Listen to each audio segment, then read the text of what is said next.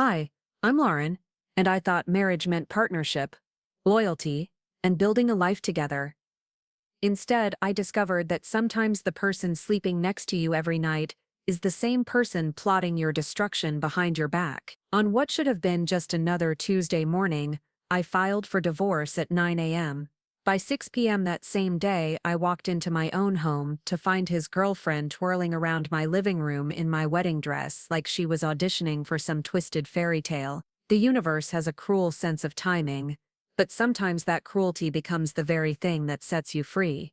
What I thought would destroy me actually became the moment I stopped apologizing for taking up space in my own life. Before we jump back in, tell us where you're tuning from, and if this story touches you, make sure you're subscribed, because tomorrow I've saved something extra special for you. The morning sun filtered through the kitchen blinds of our colonial house on Maple Street, casting long golden streaks across the hardwood floors.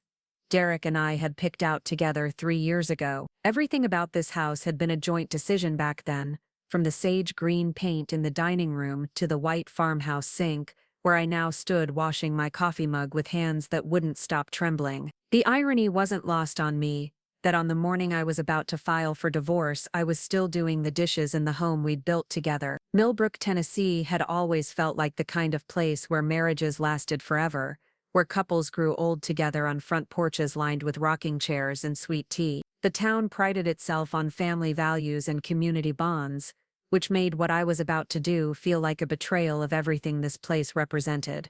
But sometimes staying becomes the real betrayal, especially when you're betraying yourself. I'd been awake since 4 in the morning, staring at the ceiling while Derek slept soundly beside me, his breathing deep and unbothered. How could someone sleep so peacefully when their entire life was built on lies? The papers were already tucked neatly in my purse, signed and ready to be filed at the courthouse as soon as it opened. I'd spent months preparing for this moment, quietly organizing our finances, documenting everything, making sure I had copies of every important document. Derek had no idea what was coming, and after everything I'd discovered, I felt no obligation to give him a warning. 6 months earlier, I'd stumbled across text messages on his phone that shattered the illusion of our perfect suburban life. Late-night conversations with someone named Vanessa, discussions about hotel rooms and weekend getaways that happened when he told me he was visiting his sick mother in Nashville. The betrayal cut deep, but what hurt more was realizing how long it had been going on, and how elaborate the lies had become. Every business trip, every late night at the office, every weekend he claimed to be helping his buddy Tom with house renovations, had been carefully crafted cover stories for a double life I knew nothing about. I dried my hands on the kitchen towel and glanced at the clock. 7:30. Derek was already in the shower, getting ready for another day at his accounting firm, probably planning his next excuse to see her. The routine felt surreal, knowing it would be our last morning going through these motions as husband and wife. Part of me wanted to march upstairs and confront him right then, to watch his face crumble when he realized his secrets were no longer safe. But I'd learned something valuable over these past months of discovery and planning. Patience was more powerful than anger. The coffee maker gurgled its final drops as I heard Derek's footsteps on the stairs. He appeared in the kitchen wearing his navy blue suit, the one I'd bought him for our second anniversary, and I felt a pang of something that might have been grief for the man I thought I'd marry. He grabbed his travel mug from the counter and kissed my forehead with the same casual affection he'd shown me for years, even while he was sharing hotel rooms with another woman. "Running late today," he said, checking his watch. "Big client meet. Might be home late tonight, so don't wait up for dinner." Another lie delivered with such practiced ease it was almost impressive. I managed a small smile and nodded, wondering if Vanessa knew about these morning routines, if she ever asked him about the wife he went home to every night. "Drive safe," I said, the words feeling foreign in my mouth. He was already halfway to the garage, keys jingling, completely unaware that his world was about to implode. I waited until I heard his car pull out of the driveway before I allowed myself to exhale fully. The house felt different without him in it, lighter somehow, as if his presence had been weighing down the very air. I finished getting ready in the bathroom we'd shared for 5 years, looking at myself in the mirror above the sink where his toothbrush still sat next to mine. By tonight, Those small intimacies would be relics of a marriage that existed only on paper. The drive to Clark and Associates law firm took 15 minutes through the tree-lined streets of Millbrook. I'd chosen Benjamin Clark specifically because he had a reputation for being thorough and discreet,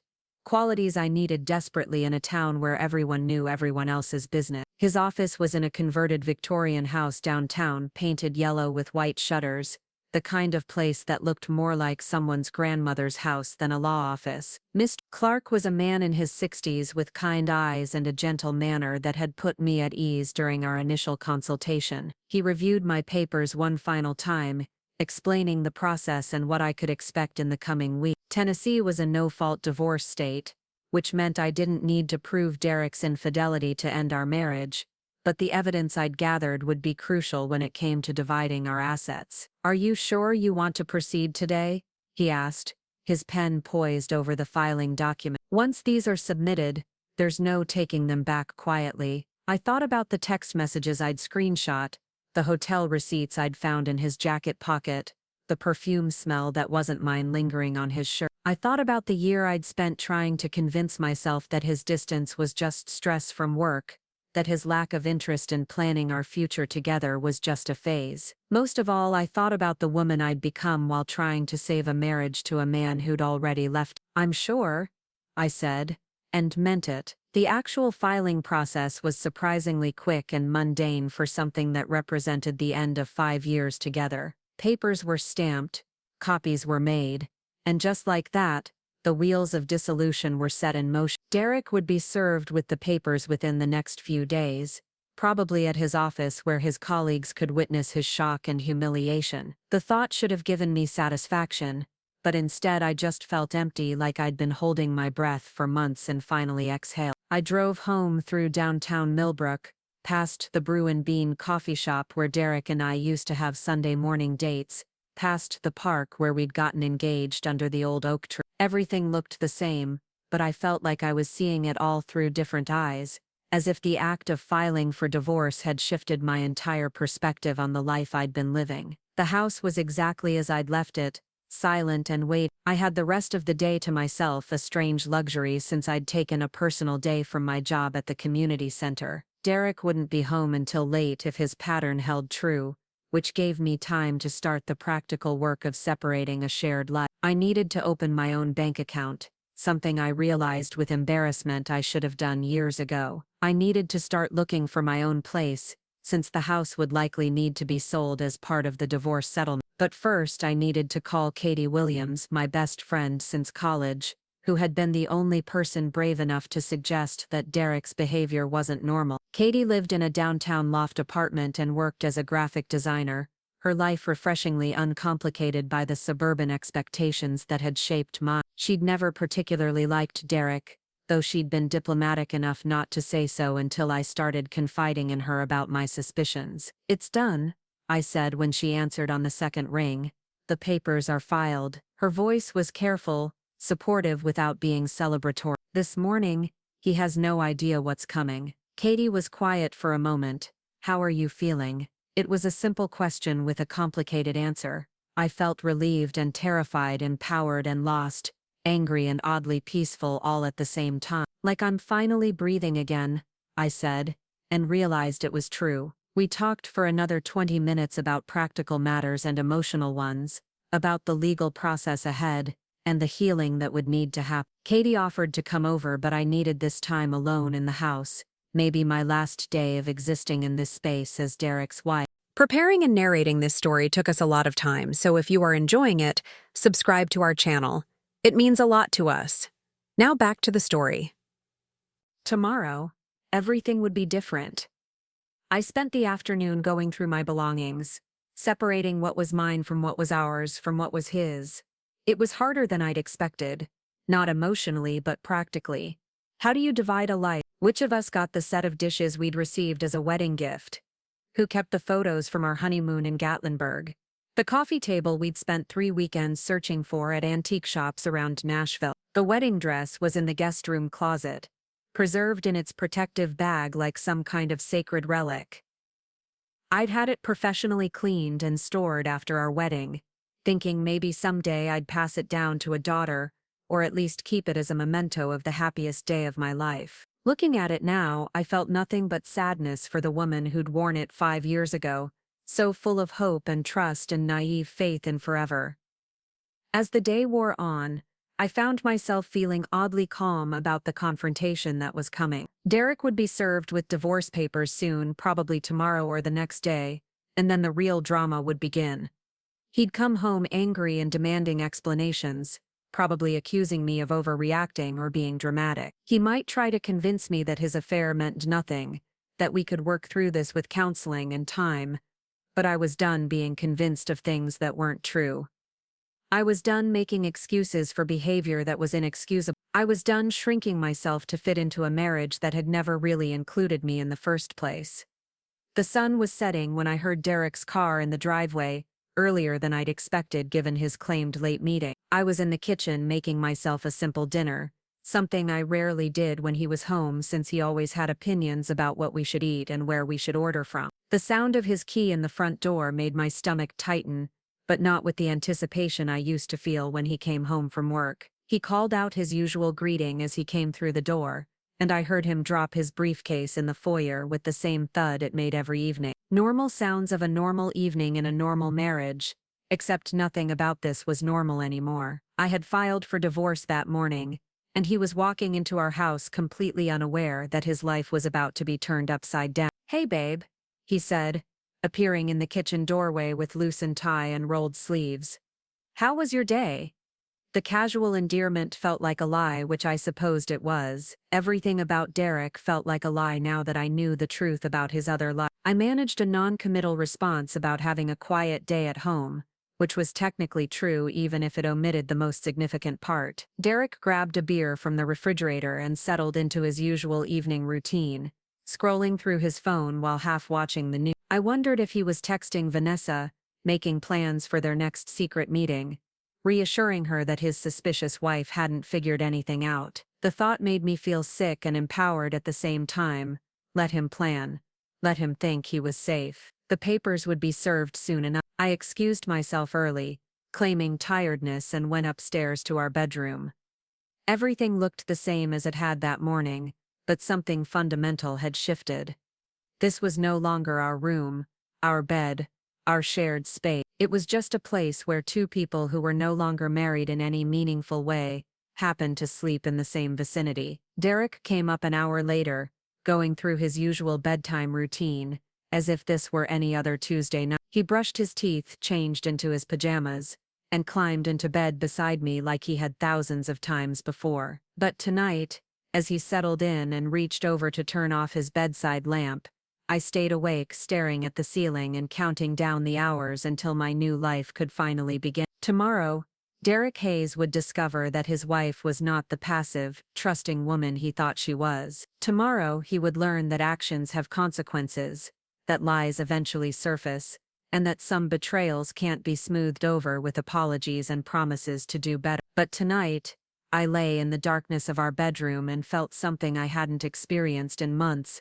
The deep, peaceful satisfaction of someone who had finally stopped waiting for permission to save herself. The next morning arrived gray and drizzling, the kind of Tennessee weather that made everything look washed out and melancholy. I woke before my alarm, Derek already gone for his morning run around Oakwood Heights, a routine he'd maintained religiously for the past 2 years. I used to admire his dedication to fitness, but now I wondered if those early morning runs were just another opportunity to call Vanessa without me overhearing. I made coffee in the quiet kitchen, listening to the rain tap against the windows and feeling like I was living in someone else's life. The divorce papers had been filed yesterday, but Derek remained blissfully unaware, going through his morning routine with the same casual confidence he'd always possessed. Part of me marveled at how normal everything appeared from the outside while underneath, our entire foundation was crumbling. My phone buzzed with a text from Katie asking how I was holding up. I stared at the message for a long moment,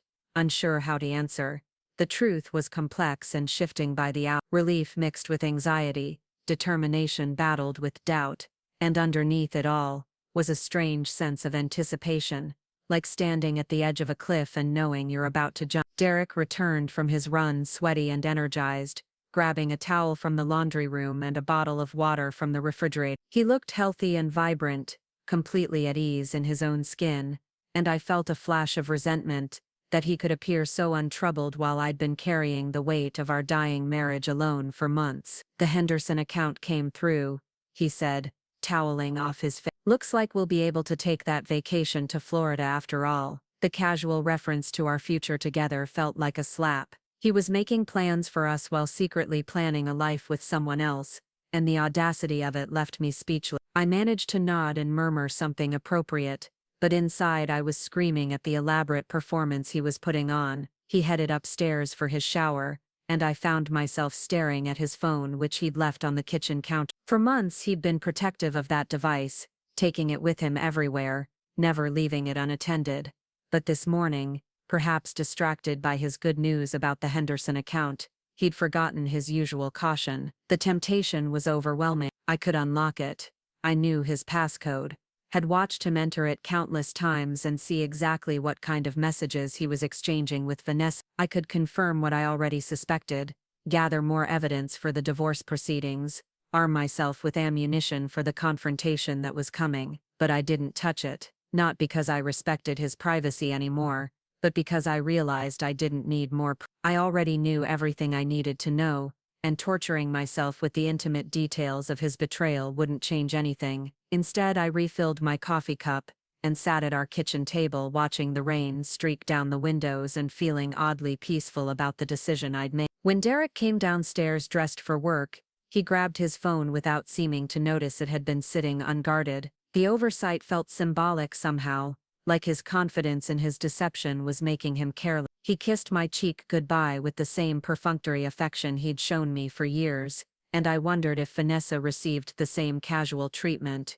or if she got the passion and attention that had disappeared from our marriage. The house felt different after he left, charged with possibility in a way it hadn't been in months. I called in sick to work, something I rarely did, but I needed this day to myself. I needed to sit with the magnitude of what I'd set in motion and figure out how to navigate the storm that was coming. I spent the morning making lists, a habit that usually calmed my anxiety. Practical things like finding an apartment, setting up new utilities, researching divorce attorneys' recommendations from Benjamin Clark, but also emotional preparation, trying to anticipate Derek's reactions, planning what I would say when he demanded explanations, deciding how much of the truth I was willing to share. Around noon, my phone rang with an unfamiliar number. My heart jumped, thinking it might be Derek calling from someone else's phone, having been served with papers earlier than expected.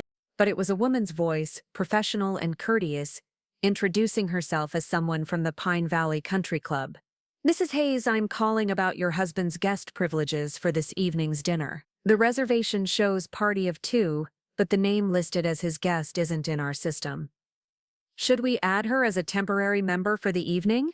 The words hit me like ice water. Derek had never mentioned dinner plans at the country club, and we rarely used our membership there except for special occasions. "What name is listed?" I asked, though I already knew the answer. "Vanessa Torres. Should I proceed with the temporary membership approval?" I managed to keep my voice steady as I told her there had been a mistake, that the reservation should be canceled. She was apologetic and professional, assuring me it would be taken care of. But after I hung up, I sat staring at my phone in disbelief. Derek wasn't just having an affair, he was taking his girlfriend to our country club, parading her around our social circle like she belonged there.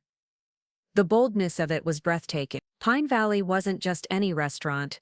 It was where we'd had our wedding reception, where we attended community events, where everyone knew us as a couple. He was planning to walk into that dining room with another woman, probably introducing her to people who'd known me for years, acting like this was perfectly normal.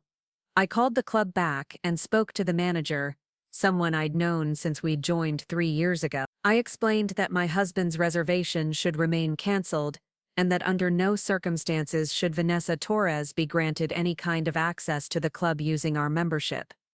The manager was understanding and discreet, but I could hear the curiosity in his voice. Word would spread, as it always did in places like Millbrook, and by evening half the town would know that Lauren Hayes had blocked her husband's mysterious dinner guest. The afternoon dragged by in a haze of nervous energy and racing thought. I cleaned the house obsessively, scrubbing bathrooms that were already clean and organizing closets that didn't need organizing. Physical activity helped keep my mind from spiraling, but I couldn't shake the image of Derek and Vanessa sitting at a candlelit table, him explaining away his wife's absence with some fabricated story about me being sick or out of town. Around 4 o'clock, Derek called from work, his voice tight with barely controlled anger. "Lauren, what the hell did you do to the country club reservation?" There it was. The mask was slipping, the careful facade cracking under pressure. I'd been expecting this call, had rehearsed my response, but hearing the accusation in his voice still made my pulse quicken. "I have no idea what you're talking about," I said calmly. "What reservation? Don't play dumb with me. Someone called from Pine Valley and said, you canceled my dinner reservation and banned my guest from the club." The fact that he didn't mention Vanessa by name was telling. Even caught red-handed, he was still trying to maintain the pretense that this was innocent, that I was overreacting to a simple business dinner. "I haven't been to the club in months," I said, which was true. Maybe there was some kind of misunderstanding with the staff. Derek's silence stretched long enough that I wondered if he'd hung up. When he finally spoke, his voice was different, calculated in a way that made my skin crawl. "I'll be home early tonight. We need to talk." The line went dead, and I sat holding the phone, my hands shaking slightly. This was it, the moment I'd been dreading and anticipating in equal measure. Derek was coming home ready for a confrontation, probably armed with explanations and justifications, expecting me to back down and apologize for interfering with his plan. But I wasn't the same woman who'd discovered those text messages 6 months ago. I wasn't the wife who'd spent years making excuses for his distance and finding ways to blame herself for the problems in our marriage. I'd filed for divorce yesterday morning.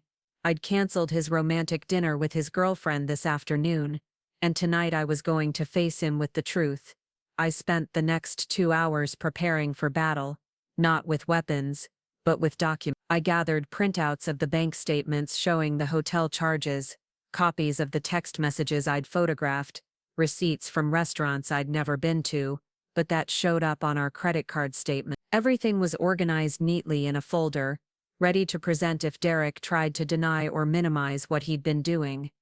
I also called Katie and asked her to stay close to her phone in case I needed backup. She offered to come over and wait with me, but I needed to face this alone. This was my marriage, my betrayal, my moment to stand up for myself without anyone else fighting my battles. Derek's car pulled into the driveway at 5:30, much earlier than his usual arrival time. I heard him slam the car door with more force than necessary, his footsteps heavy on the front porch.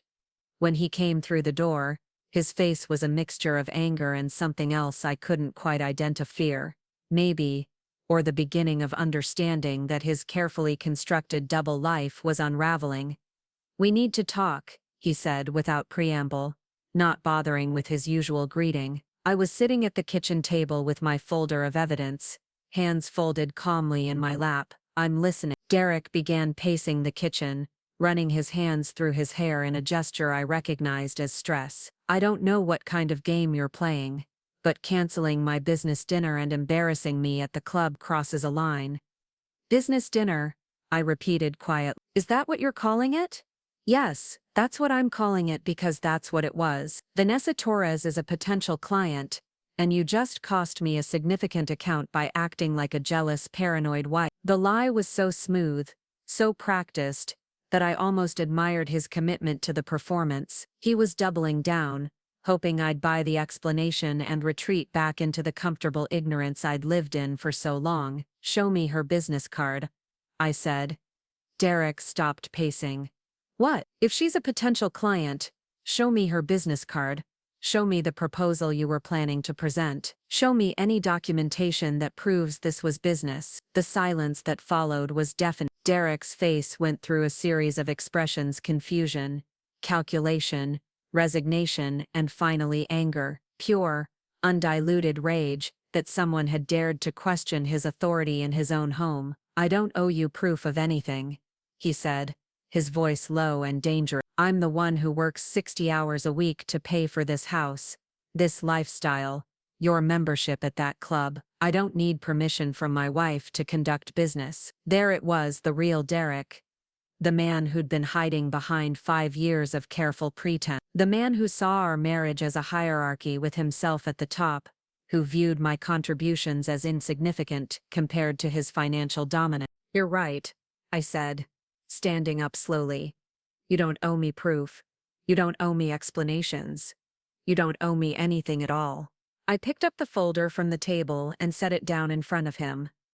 But I thought you might want to see what a real business relationship looks like. Derek opened the folder, his face going pale as he flipped through the pages. Hotel receipts from weekends when he'd claimed to be visiting his mother, restaurant charges from places we'd never been together, text messages that were anything but professional, bank statements showing a pattern of deception that stretched back over a year. When he looked up at me, something had shifted in his expression. The anger was still there, but underneath it was something I'd never seen from him before, genuine fear. Lauren, I can explain.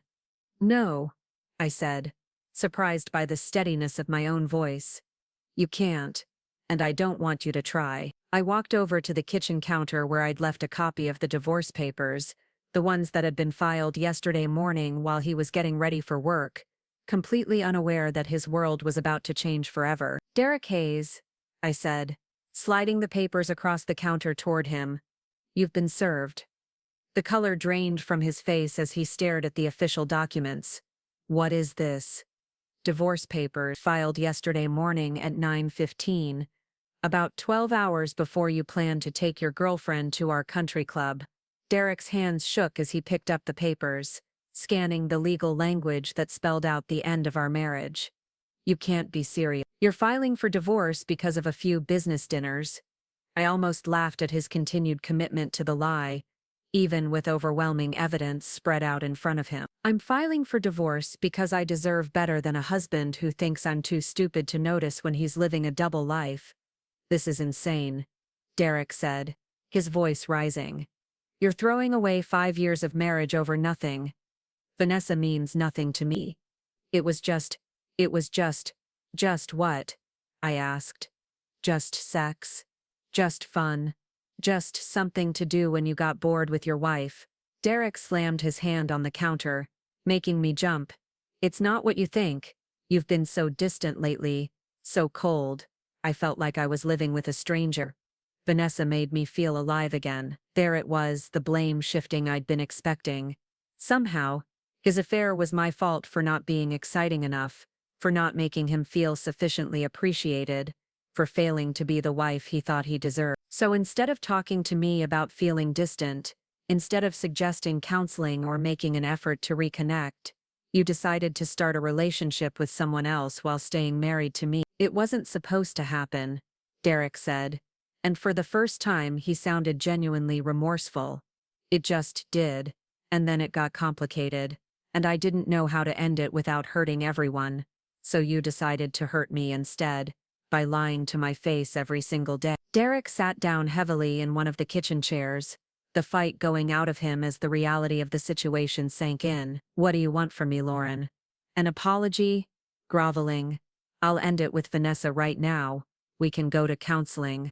We can work through this. I looked at him sitting there, this man I'd shared a bed with for 5 years, and felt nothing but exhausted pity. He still didn't understand what he'd broken, still thought this was something that could be fixed with the right combination of promises and effort. I don't want anything from you anymore, I said quietly. I want you to pack a bag and stay somewhere else tonight. Tomorrow you can come back for your things, but I need you out of this house. Lauren, please. The divorce papers give you 30 days to respond. I suggest you find a good lawyer. Derek stared at me like I was a stranger, like the woman he'd married had been replaced by someone he didn't recognize, and maybe that was true. Maybe the Lauren who would have accepted his apologies and agreed to counseling was gone, replaced by someone who finally understood her own worth. He stood up slowly, the divorce papers still clutched in his hand. This isn't over. We took vows, Lauren, for better or worse, in sickness and in health. You can't just throw that away when things get difficult. You threw those vows away the first time you kissed another woman, I said. I'm just making it official. Derek left the kitchen without another word, and I heard him moving around upstairs, packing a bag for the night. Part of me wanted to follow him to continue the argument, to make sure he understood exactly how much damage he'd done, but I stayed in the kitchen, surrounded by the evidence of his betrayal, and felt something I hadn't experienced in months: complete and utter peace. When Derek came back downstairs with his overnight bag, he paused in the kitchen doorway. I never meant for this to happen. I know, I said, and meant it, but it did happen, and now we both have to live with the consequences. He left without saying goodbye, and I stood at the kitchen window watching his taillights disappear into the gathering dusk. Tomorrow the real work would begin: the legal proceedings, the division of assets, the painful process of untangling a shared life. But tonight, for the first time in months, I was alone in my own house without having to pretend everything was fine. I poured myself a glass of wine from a bottle Derek and I had been saving for a special occasion, and I toasted my empty kitchen to new beginnings, to self-respect, and to the woman I was finally brave enough to become. The next 3 days passed in a strange bubble of surreal normalcy. Derek hadn't returned to the house since I'd asked him to leave, though I knew he'd been by during work hours to collect more of his belongings. I'd come home to find his dresser drawers slightly askew, his favorite coffee mug missing from the kitchen cabinet, subtle signs that he was slowly extracting himself from the life we'd built together. I threw myself into work at the Millbrook Community Center, helping coordinate the upcoming autumn festival and managing the volunteer schedules for the food pantry. My colleagues seemed to sense something had shifted in my demeanor, though none of them asked direct questions. Small towns like Millbrook thrived on gossip, but they also had an unspoken code about giving people space when they were clearly going through something difficult. Katie had been checking on me daily, bringing coffee and takeout dinners, and offering to stay over if I needed company. But I found myself craving the solitude, using the quiet evenings to rediscover what it felt like to exist without constantly monitoring someone else's moods and needs. I read books I'd been meaning to get to for months, took long baths without worrying about using all the hot water, and ate cereal for dinner because I wanted to, not because I was too tired to cook after managing Derek's expectations all day. It was Thursday afternoon when everything changed. I'd left work early to meet with a realtor about finding my own apartment, something smaller and more manageable than the colonial house that suddenly felt too big and too full of memory. The meeting had gone well, and I was feeling optimistic about a cute one-bedroom place downtown, when I pulled into my driveway and noticed Derek's car wasn't there, but there was another vehicle I didn't recognize parked on the street. As I walked up the front steps, I could hear music coming from inside the house. Not Derek's usual classic rock, but something softer, more feminine. My key turned in the lock easily, and I stepped into my own foyer, feeling like an intruder in my own home. The sounds were coming from the living room, laughter and conversation, and for a moment, I stood frozen in the hallway trying to process what I was hearing. Then I rounded the corner and saw a woman I'd never met was standing in my living room, spinning slowly in front of the full-length mirror I'd positioned near the windows to catch the afternoon light. She was wearing my wedding dress, my actual wedding dress, the one I'd had preserved and stored in the guest room closet, the one that represented the most hopeful day of my life. She was beautiful in the way that Derek had always been drawn to: petite, dark-haired, with the kind of effortless grace that made other women feel clumsy by comparison. The dress fit her perfectly, which somehow made the violation even worse. She'd clearly been here for a while, comfortable enough to go through my things, to try on my most precious possession, like it was a costume in a dress-up game. For a moment, time seemed suspended. She hadn't noticed me yet, too absorbed in her reflection, adjusting the dress's delicate sleeves and smoothing the silk skirt. The late afternoon sunlight streaming through the windows made the dress shimmer, and I was transported back to my wedding day, standing in this same spot, feeling like a princess about to marry her prince. "Excuse me," I said, my voice cutting through her reverie like a blade. She spun around, her face cycling through confusion, recognition, and something that might have been defiant. This had to be Vanessa Torres, the woman whose name had been on Derek's phone, whose temporary membership I'd blocked at the country club, whose very existence had been the final nail in the coffin of my marriage. "Oh," she said, not moving to take off the dress, not apologizing for being in my house without permission, not showing even a flicker of shame. You must be Lauren, the casual way she said my name, like we were old friends meeting for coffee, made my blood pressure spike. And you must be the woman who's been sleeping with my husband. Vanessa smoothed the dress again, her fingers trailing over the intricate beadwork my mother and I had spent hours choosing. Ex-husband. Actually, Derek told me you two were getting divorced. The divorce isn't final, I said, fighting to keep my voice level. And even if it were, what gives you the right to come into my house and go through my personal belongings? She shrugged, a gesture so dismissive it took my breath away. Derek gave me a key. He said you were being unreasonable about the separation, that you needed some time to cool off. He thought it would be better if I waited here instead of at his hotel. The implications hit me like a physical blow. Derek had given his girlfriend a key to our marital home. He'd told her I was being unreasonable, painting me as the hysterical wife who couldn't handle the mature dissolution of a marriage, and she'd felt comfortable enough with this narrative to treat my house like her own personal dressing room. Take off my dress, I said, each word deliberate and clear. I don't think so, Vanessa replied, her tone shifting from casual to confrontational. Derek said I could borrow it for our engagement photos this weekend. The words hit me like ice water. Engagement photo. Vanessa held up her left hand, where a diamond ring sparkled in the afternoon light. Not a huge stone, but respectable. The kind of ring Derek could afford on his accountant's salary after years of marriage had taught him what women expected. We're getting married as soon as your divorce is final, she said, her voice taking on a dreamy quality. Derek said this dress would be perfect for our vintage-themed shoot. He told me his ex-wife would never miss it. I stared at the ring, at my dress, at this woman who had invaded my home and my life with such breathtaking audacity. The pieces were falling into place now. Derek's eagerness to move out, his lack of real resistance to the divorce proceedings, his assumption that I would be reasonable about dividing our assets. He hadn't been devastated by the end of our marriage because he'd already moved on to his next one. How long have you been engaged?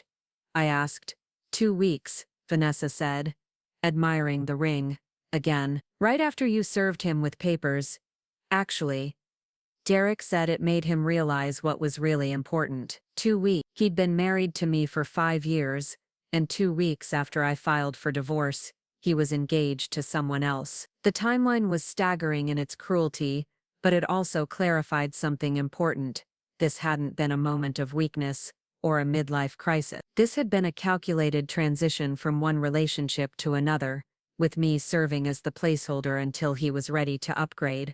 Get out of my dress, I said again, my voice dropping to something dangerous. Make me, Vanessa replied, crossing her arms over the bodice I'd worn on what I'd thought was the happiest day of my life. The challenge hung in the air between us, and for a moment I considered my options. I could call the police, but what would I tell them? That my estranged husband's girlfriend was wearing my wedding dress in my own house, that she had a key and claimed permission to be there. The legal gray areas were murky, and small-town police were reluctant to get involved in domestic disputes, unless someone was in immediate physical danger. I could try to physically remove the dress, but Vanessa was younger and looked like she kept herself in better shape than I did. More importantly, I refused to engage in the kind of undignified struggle she was clearly hoping for. She wanted to see me lose control to validate Derek's narrative that I was the hysterical ex-wife who couldn't handle being replaced. Instead, I pulled out my phone and started taking pictures. What are you doing?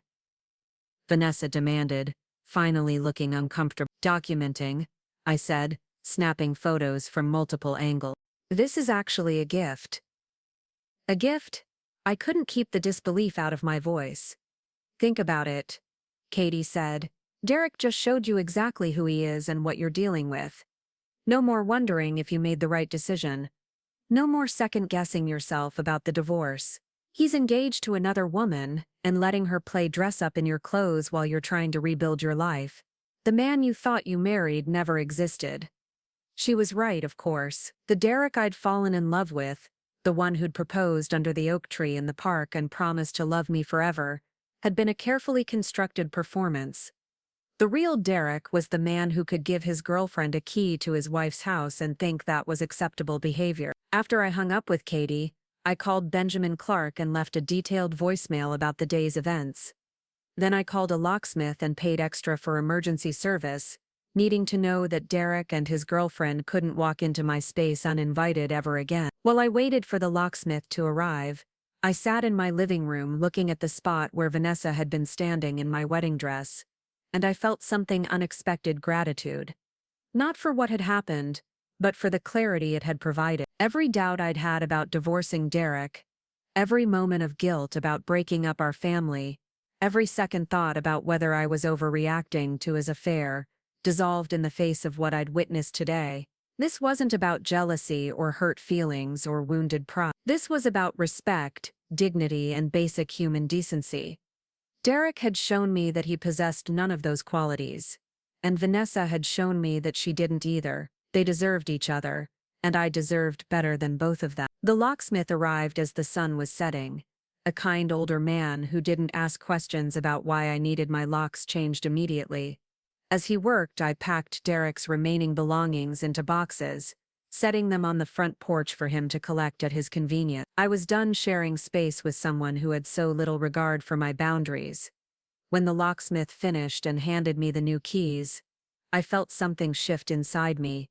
This house was mine now, truly mine, protected by locks that Derek couldn't circumvent and boundaries he couldn't cross. I was no longer the abandoned wife waiting for her husband to come home. I was a woman taking control of her own space and her own life. I spent the evening researching photographers who specialized in documenting evidence for legal proceedings, lawyers who handled high-conflict divorces, and private investigators who could help me understand the full scope of Derek's deception. If he wanted to play dirty, bringing his girlfriend into my house and treating my possessions like community property, then I was prepared to fight fire with fire. By the time I went to bed that night, I had a plan. Derek thought he could manipulate the narrative, paint me as the unreasonable ex-wife while he moved seamlessly from one relationship to another. He thought I would be so grateful to be free of him, that I wouldn't fight for what was rightfully mine. He was about to learn how wrong he was. The woman who had stood in her foyer watching another woman wear her wedding dress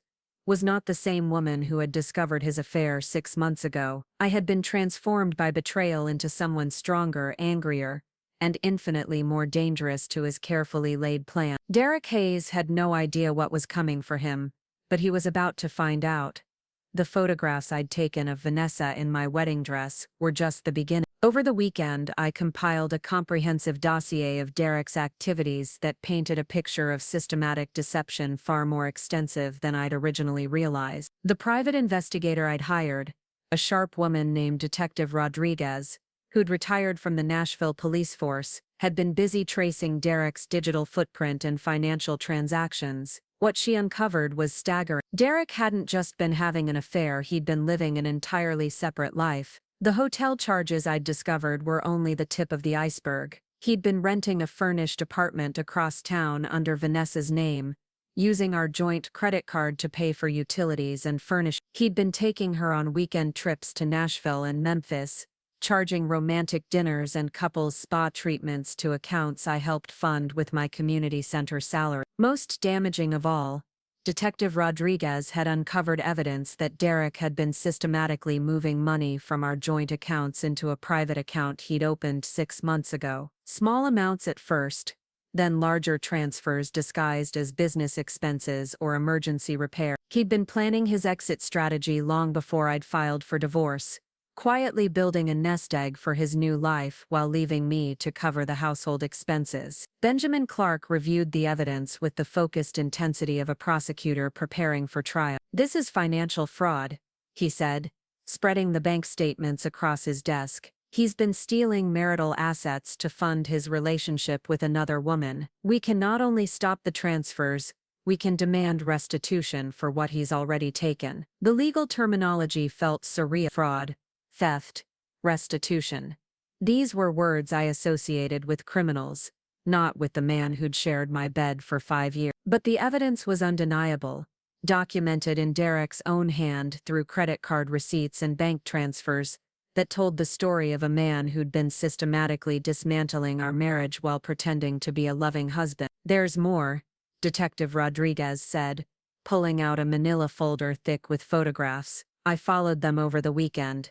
They're not just engaged, they're actively planning a wedding for next month. They've already put deposits down on venues, catering, photography, all paid for with money taken from your joint accounts." The photographs showed Derek and Vanessa touring wedding venues around Nashville, him in a charcoal gray suit I'd never seen before, her in sundresses that probably cost more than my monthly grocery budget. They looked happy, relaxed, like a couple without a care in the world. In one image, they were kissing outside a historic mansion while a wedding planner gestured toward the gardens. In another, they were tasting cake, laughing at something the baker had said. "He's using my money to pay for his wedding to another woman," I said, the words feeling impossible even as I spoke them. "Not anymore," Benjamin Clark said grimly. "I'm filing an emergency motion to freeze all joint accounts and secure all marital assets pending the divorce settlement. Derek won't be able to access another penny without court approval." The satisfaction I felt was immediate and fierce. Derek thought he could drain our accounts to fund his new life. Thought I was too naive or too devastated to notice the financial manipulation. He'd underestimated the woman he'd betrayed, assuming I'd remain the passive, trusting wife who'd never questioned his business trips or late nights at the office. But the legal maneuvering was only part of my strategy. Derek had made this public when he brought Vanessa into our social circle, when he'd tried to take her to our country club, when he'd given her access to our home. If he wanted to play in the public arena, then I was prepared to control the narrative. I started small, strategically. A conversation with Mrs. Patterson, our neighbor who ran the Oakwood Heights Homeowners Association, and had more influence over local opinion than the town newspaper. I mentioned, in the context of changing my locks, that I'd discovered Derek had been giving keys to people without my knowledge. Mrs. Patterson's eyebrows had risen nearly to her hairline when I explained that his girlfriend had been living in our house while I was at work. "Living there?" Miss Patterson had repeated, her voice taking on the scandalized tone that guaranteed the story would be repeated at every coffee clatch and book club meeting in the neighborhood. "While you two were still married." "Still are married," I'd corrected gently.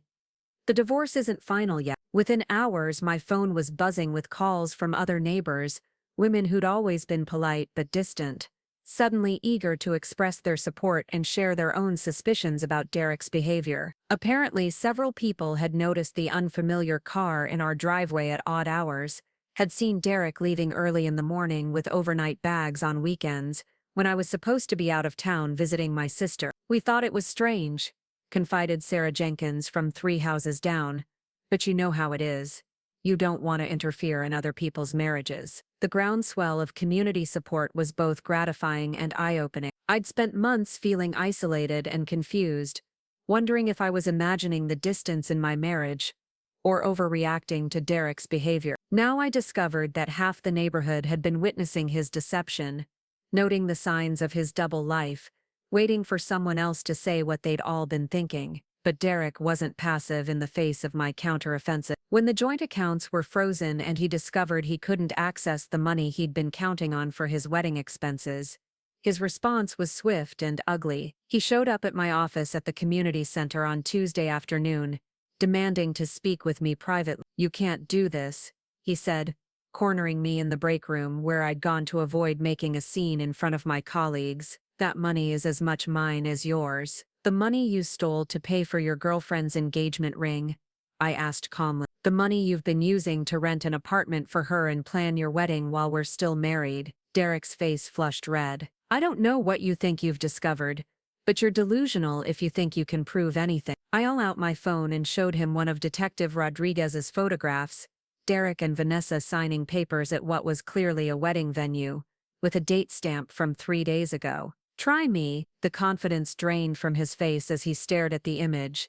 "You hired someone to follow me." "I hired someone to document your activities while you were stealing from our joint accounts," I corrected. "Every hotel stay, every restaurant charge, every transfer to your secret account, all of it documented and ready to present to the judge." Derek grabbed my arm, his fingers digging in hard enough to leave marks. "You vindictive bitch. You're trying to destroy me because you can't handle being replaced." The physical contact was a mistake on his part, and we both knew it the moment it happened. I didn't pull away or show fear, just looked pointedly at his hand on my arm, and then at the security camera mounted in the corner of the break room. "Take your hands off me," I said quietly. He released me immediately, but the damage was done. Derek had shown his true colors in a space where witnesses could verify his behavior, and I had video evidence of him physically intimidating his estranged wife at her workplace. "This isn't over," he said, backing toward the door. "You're right,"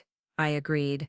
"It's not. But Derek, next time you want to threaten me, remember that everything you do is being documented. Every conversation, every email, every attempt to intimidate or manipulate me is going into a file that will be presented to the judge deciding how to divide our assets." After he left, I sat in the break room for a few minutes, processing what had just happened. The Derek who'd grabbed my arm wasn't the charming man I'd married or even the distant husband I'd been living with for the past year. This was someone desperate and angry, backed into a corner by the consequences of his own choices. I realized I needed to be careful not just legally but physically. A man who would steal from his wife and assault her at work was capable of escalating to more serious violence. I called Detective Rodriguez and reported the incident, adding workplace intimidation to the growing list of Derek's poor decisions. Then I called Benjamin Clark and asked about getting a restraining order. I was done being reactive, done waiting to see what Derek would do next. From now on, I was going to anticipate his moves and cut them off before he could execute them. The restraining order was granted the next day based on the combination of financial fraud, breaking and entering through Vanessa's unauthorized presence in my home, and Derek's physical intimidation at my workplace. The judge was a stern woman in her 60s who'd clearly seen this type of case before, and had little patience for men who thought they could manipulate the legal system. "Mr. Hayes," she said, looking over her reading glasses at Derek and the expensive lawyer he'd somehow managed to hire, "you are prohibited from contacting your estranged wife directly, from coming within 500 feet of her residence or workplace, and from accessing any joint accounts pending the resolution of your divorce proceedings. Violation of this order will result in immediate arrest." Derek's face was stone as he listened to the restrictions, but I could see the fury building behind his carefully controlled expression. His lawyer whispered something in his ear, probably advising him to accept the ruling gracefully, but Derek wasn't in a graceful mood. "Your Honor," he said, standing up despite his lawyer's attempt to keep him seated, "my wife is clearly unstable. She's making false accusations and trying to destroy my reputation over a simple marital disagreement." The judge's expression didn't change, but something cold flickered in her eyes. "Mr. Hayes, I've reviewed the photographic evidence of your girlfriend wearing Mrs. Hayes's wedding dress in the marital home, the bank records showing systematic transfer of funds to accounts your wife had no knowledge of, and the security footage of you physically grabbing Mrs. Hayes at her workplace. If this is your definition of a simple marital disagreement, then you have a very serious problem understanding appropriate behavior." Derek's lawyer was pulling on his sleeve now, desperately trying to get him to sit down and stop talking. But Derek was past the point of strategic thinking. "She's trying to take everything from me," he said, his voice rising. "She's vindictive and manipulative, and she's turning everyone against me with lies and—" "Hayes," the judge interrupted, her voice cutting through his rant like a blade, "you will sit down and remain silent, or I will hold you in contempt of court. Your behavior right now is doing more damage to your case than anything your wife could possibly say about you." The courtroom fell silent as Derek finally allowed his lawyer to pull him back into his seat. I sat with Benjamin Clark, watching my estranged husband's public meltdown with a mixture of satisfaction and pity. This was the man I'd thought I could spend my life with, the person I'd trusted with my heart and my future. Seeing him stripped of his careful facade, reduced to desperate accusations and public tantrums, was both vindicating and deeply sad. When we left the courthouse, Derek was nowhere to be seen, but Vanessa was waiting by my car. She looked different than she had in my living room, more polished, more calculated. Her hair was styled perfectly, her makeup flawless, her outfit expensive enough to make a statement. She'd come prepared for a confrontation. "This is harassment," she said as I approached my car, Benjamin Clark staying close beside me. "You're stalking Derek and me, trying to sabotage our relationship because you can't accept that he chose someone else," Patterson had repeated, her voice taking on the scandalized tone that guaranteed the story would be repeated at every coffee clatch and book club meeting in the neighborhood. "While you two were still married. Still are married," I'd corrected gently. "The divorce isn't final yet." Within hours, my phone was buzzing with calls from other neighbors, women who'd always been polite but distant, suddenly eager to express their support and share their own suspicions about Derek's behavior. Apparently, several people had noticed the unfamiliar car in our driveway at odd hours, had seen Derek leaving early in the morning with overnight bags on weekends, when I was supposed to be out of town visiting my sister. "We thought it was strange," confided Sarah Jenkins from 3 houses down. "But you know how it is. You don't want to interfere in other people's marriages." The groundswell of community support was both gratifying and eye-opening. I'd spent months feeling isolated and confused, wondering if I was imagining the distance in my marriage or overreacting to Derek's behavior. Now I discovered that half the neighborhood had been witnessing his deception, noting the signs of his double life, waiting for someone else to say what they'd all been thinking. But Derek wasn't passive in the face of my counteroffensive. When the joint accounts were frozen and he discovered he couldn't access the money he'd been counting on for his wedding expenses, his response was swift and ugly. He showed up at my office at the community center on Tuesday afternoon, demanding to speak with me privately. "You can't do this," he said, cornering me in the break room where I'd gone to avoid making a scene in front of my colleagues. "That money is as much mine as yours." "The money you stole to pay for your girlfriend's engagement ring?" I asked calmly. "The money you've been using to rent an apartment for her and plan your wedding while we're still married?" Derek's face flushed red. "I don't know what you think you've discovered, but you're delusional if you think you can prove anything." I pulled out my phone and showed him one of Detective Rodriguez's photographs, Derek and Vanessa signing papers at what was clearly a wedding venue, with a date stamp from 3 days ago. "Try me," the confidence drained from his face as he stared at the image. "You hired someone to follow me." "I hired someone to document your activities while you were stealing from our joint accounts," I corrected. "Every hotel stay, every restaurant charge, every transfer to your secret account, all of it documented and ready to present to the judge." Derek grabbed my arm, his fingers digging in hard enough to leave marks. "You vindictive bitch. You're trying to destroy me because you can't handle being replaced." The physical contact was a mistake on his part, and we both knew it the moment it happened. I didn't pull away or show fear, just looked pointedly at his hand on my arm, and then at the security camera mounted in the corner of the break room. "Take your hands off me," I said quietly. He released me immediately, but the damage was done. Derek had shown his true colors in a space where witnesses could verify his behavior, and I had video evidence of him physically intimidating his estranged wife at her workplace. "This isn't over," he said, backing toward the door. "You're right," I agreed. "It's not. But Derek, next time you want to threaten me, remember that everything you do is being documented. Every conversation, every email, every attempt to intimidate or manipulate me is going into a file that will be presented to the judge deciding how to divide our assets." After he left, I sat in the break room for a few minutes, processing what had just happened. The Derek who'd grabbed my arm wasn't the charming man I'd married or even the distant husband I'd been living with for the past year. This was someone desperate and angry, backed into a corner by the consequences of his own choices. I realized I needed to be careful not just legally but physically. A man who would steal from his wife and assault her at work was capable of escalating to more serious violence. I called Detective Rodriguez and reported the incident, adding workplace intimidation to the growing list of Derek's poor decisions. Then I called Benjamin Clark and asked about getting a restraining order. I was done being reactive,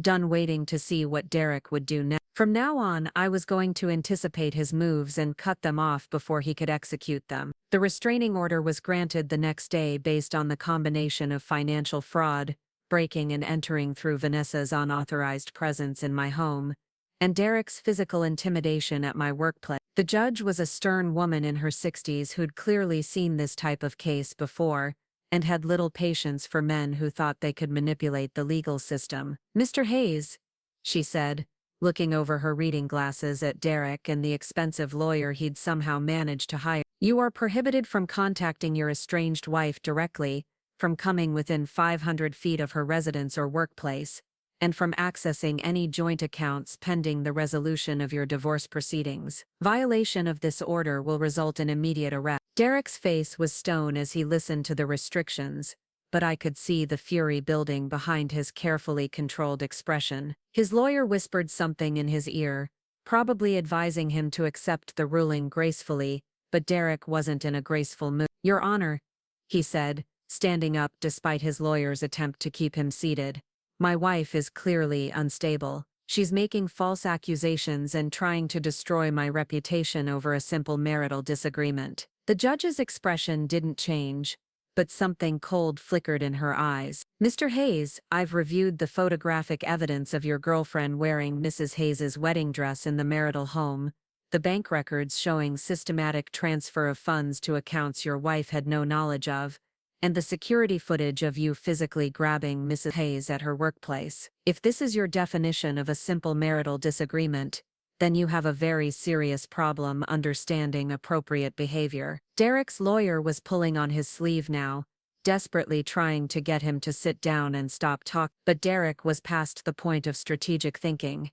"She's trying to take everything from me," he said, his voice rising. "She's vindictive and manipulative, and she's turning everyone against me with lies and—" "Hayes," the judge interrupted, her voice cutting through his rant like a blade, "you will sit down and remain silent, or I will hold you in contempt of court. Your behavior right now is doing more damage to your case than anything your wife could possibly say about you." The courtroom fell silent as Derek finally allowed his lawyer to pull him back into his seat. I sat with Benjamin Clark, watching my estranged husband's public meltdown with a mixture of satisfaction and pity. This was the man I'd thought I could spend my life with, the person I'd trusted with my heart and my future. Seeing him stripped of his careful facade, reduced to desperate accusations and public tantrums, was both vindicating and deeply sad. When we left the courthouse, Derek was nowhere to be seen, but Vanessa was waiting by my car. She looked different than she had in my living room, more polished,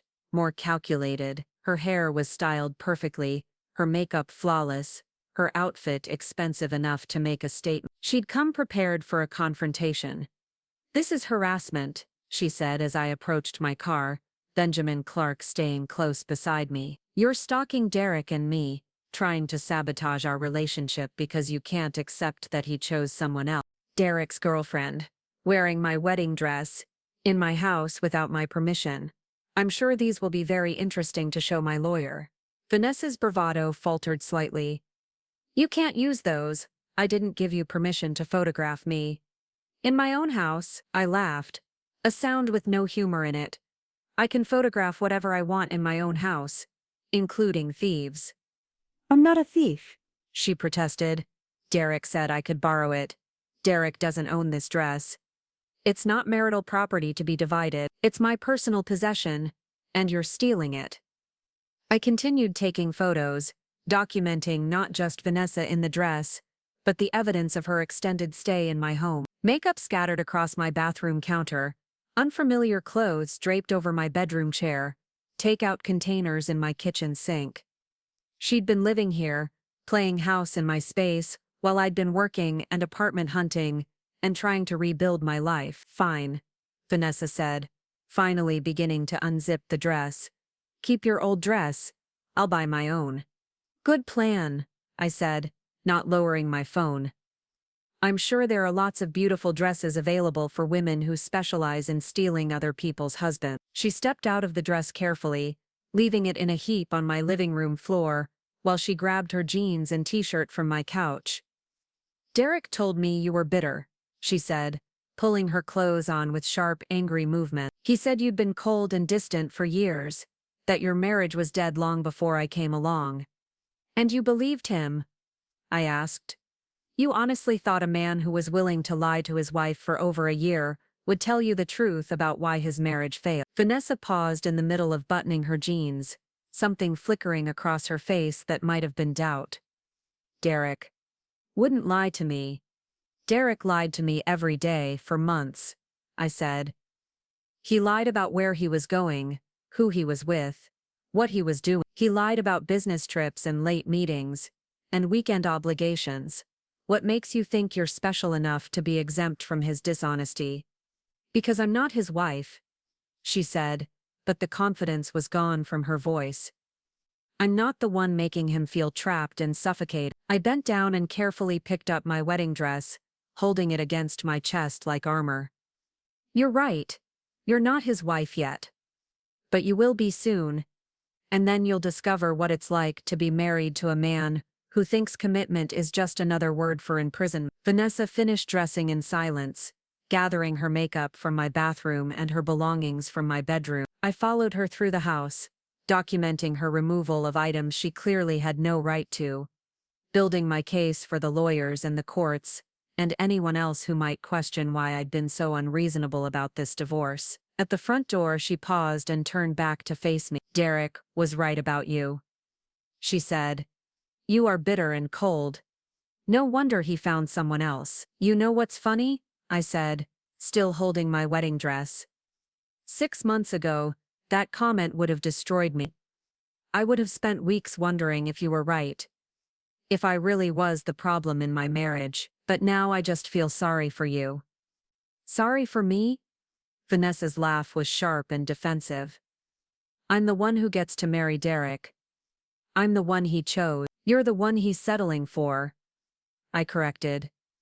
Just like I was, and in a few years when the novelty wears off and marriage starts feeling like work instead of romance, he'll find another young woman to make him feel alive again. The only difference is that next time, you'll be the bitter ex-wife standing in her wedding dress wondering where it all went wrong. Vanessa slammed the door behind her hard enough to rattle the windows, and I stood in my foyer listening to her car start and drive away with more speed than the residential street limit allowed. The house felt different now, violated in a way that went beyond the simple fact of her presence. She'd been here for days, maybe weeks, making herself at home while I'd been at work, playing the role of Derek's girlfriend in the space where I'd played the role of his wife. I carried my wedding dress upstairs to my bedroom and laid it carefully on the bed, examining it for damage. The fabric was wrinkled and there were makeup stains on the neckline, but nothing that couldn't be cleaned. It was just a dress, I reminded myself. Silk and beadwork and tulle,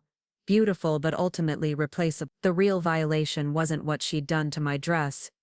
It was what Derek had done to my trust, my sense of security, my belief that the home we'd built together was a sanctuary. I called Katie first, needing to tell someone what had happened before the reality of it fully sank in. She listened without interrupting, letting me get the whole story out before responding with a string of profanity that would have made a sailor blush. He gave her a key to your house. Katie's voice was incredulous. And she was wearing your wedding dress for engagement photos with him. The audacity is breathtaking, I said, sinking onto my bed next to the dress. She acted like I was the intruder, like I was being unreasonable for objecting to finding her in my home wearing my clothes. Please tell me you're calling the police. I considered it. But the legal realities were complicated. Derek was still technically a resident of the house until our divorce was final, which meant he probably had the right to give someone else access. And while wearing my dress without permission was morally reprehensible, it might not meet the legal definition of theft if she genuinely believed she had permission to borrow it. I'm calling my lawyer, I said instead. And I'm changing the locks tonight. Good. And Lauren. The final divorce decree had been signed 3 weeks ago, officially ending 5 years of marriage with a settlement that gave me far more than I'd originally expected. Benjamin Clark's aggressive pursuit of restitution for Derek's financial crimes had resulted in my receiving not just half of our legitimate marital assets, but compensation for the money he'd stolen. The house had been sold, and after paying off the mortgage and legal fees, my share had been substantial enough to put a down payment on a small cottage I'd found on the outskirts of town. The cottage was everything the colonial house had never been: cozy. Instead of imposing, surrounded by gardens instead of manicured lawn, filled with character instead of generic suburban perfection. It needed work, which excited rather than intimidated me. Every home improvement project would be my choice, my taste, my vision of what a home should feel like. But the most profound change had been internal, a shift in how I saw myself and my place in the world. The woman who'd discovered her husband's affair had been devastated by the betrayal, had seen it as evidence of her own inadequacy. The woman I'd become understood that Derek's choices had revealed his character, not my work. I'd learned to trust my instincts again, to value my own judgment over other people's opinions. When neighbors occasionally asked if I missed being married, I could honestly say no. What I'd missed during my marriage was being valued, being respected, being treated like a partner rather than a convenience. Now I had all of those things in my relationship with myself. The criminal trial was scheduled for early spring, and Benjamin Clark had warned me that I'd likely be called as a witness. The prospect didn't frighten me the way it might have a year ago. I had nothing to hide, and nothing to apologize for. Derek had made his choices, and now he would face the consequences while I moved forward with my life. There had been one final encounter with him, completely by accident, at the grocery store 3 weeks after the divorce was finalized. I'd been shopping for ingredients to cook dinner for a man I'd been seeing, a kind teacher at the local high school who made me laugh and never made me feel like I needed to apologize for taking up space. Derek had been in the frozen food aisle, looking thin and tired, his clothes hanging loose on a frame that had lost 20 pounds. For a moment we'd stared at each other across the freezer cases, and I'd felt a complex mix of emotions, pity, relief, and something that might have been closure. "Lauren," he'd said quietly, and I'd heard exhaustion in his voice rather than anger. "Derek," I'd replied, keeping my tone neutral. "I know you probably don't want to hear this, but I'm sorry about all of it. I made terrible decisions, and I hurt you in ways that were inexcusable." The apology had taken me by surprise, not because I'd thought Derek was incapable of remorse, but because it had come so late and cost him so much to offer. I'd looked at this man I'd once loved, this person who'd shared my bed and my dreams, and my daily routines, and felt something like compassion for the wreckage he'd made of his own life. "I appreciate you saying that," I'd said, and meant it. "I hope you find a way to rebuild." "I hope you're happy," he'd replied, and for the first time in our entire relationship, he'd seemed to mean it without any ulterior motive or hidden agenda.